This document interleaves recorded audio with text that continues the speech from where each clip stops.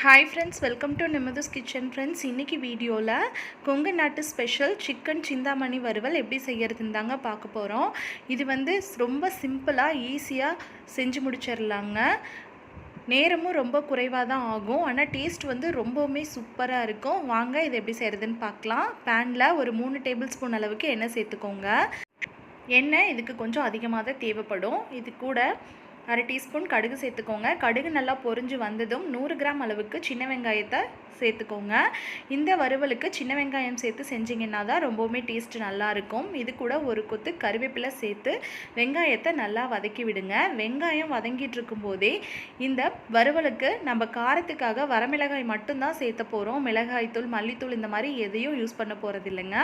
அதனால் உங்கள் காரத்துக்கு தகுந்த மாதிரி சேர்த்துக்கோங்க. நான் 7லேருந்து 8 வரமிளகாய் சேர்த்துருக்கேன் அரை கிலோ சிக்கனுக்கு. இப்போது மிளகாய் நல்லா கருகிடக்கூடாதுங்க. நல்லா வந்து வதக்கி விட்டுக்கலாம். வெங்காயமும் நல்லா பச்சை வாசனை போகிற வரைக்கும் நல்லா வதங்கி வரட்டுங்க. நல்லா எண்ணெயிலேயே வந்து நம்ம வதக்கி விட்டுக்கலாம். இப்போ வெங்காயம் நல்லா முக்கால் பதத்துக்கு வதங்கினதுக்கு அப்புறமா ஒரு 1.5 டீஸ்பூன் அளவுக்கு இஞ்சி பூண்டு பேஸ்ட்டு சேர்த்துக்கலாங்க.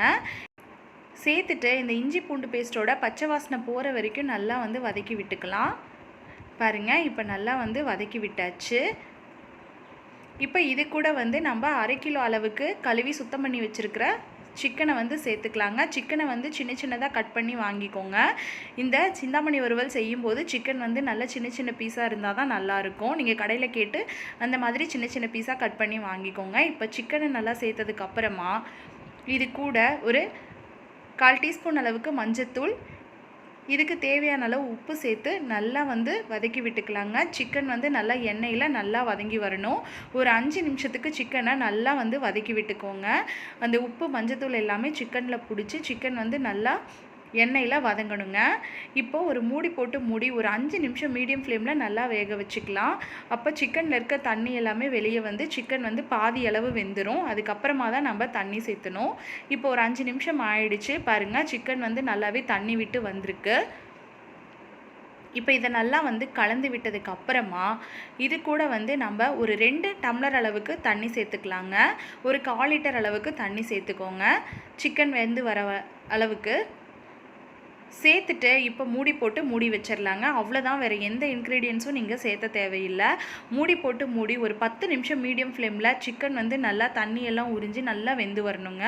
அந்தளவுக்கு நம்ம வேக விட்டு எடுத்துக்கலாம். இப்போ பாருங்கள், 10 நிமிஷம் ஆயிடுச்சு. சிக்கன் வந்து நல்லாவே வெந்து எண்ணெய் பிரிஞ்சு வந்துருச்சு பாருங்கள். அவ்வளோதாங்க, சூப்பராக நமக்கு சிக்கன் சிந்தாமணி வறுவல் ரெடி ஆகிடுச்சுங்க. ரொம்ப ரொம்ப சீக்கிரமாக ஈஸியாக செஞ்சிடலாங்க. பாருங்கள், சிக்கன் வந்து நல்லா வெந்திருக்கான்னு நான் காட்டுறேன் பாருங்கள். சிக்கன் சூப்பராகவே வெந்து வந்திருக்கு. இப்போது நம்ம கடைசியாக மல்லி இலை மட்டும் தூவி அடுப்பு ஆஃப் பண்ணிடலாங்க. அவ்வளோதாங்க, சூப்பரான கொங்கு நாட்டு ஸ்பெஷல் சிக்கன் சிந்தாமணி வறுவல் சூப்பராக ரெடி ஆகிடுச்சிங்க. இது சூடான சாதத்தோட, இட்லி, தோசை கூடலாம் சாப்பிட்றதுக்கு டேஸ்ட் சும்மா அட்டகாசமாக இருக்குங்க. நீங்களும் இந்த ரெசிபியை வீட்டில் ட்ரை பண்ணி பாருங்கள்.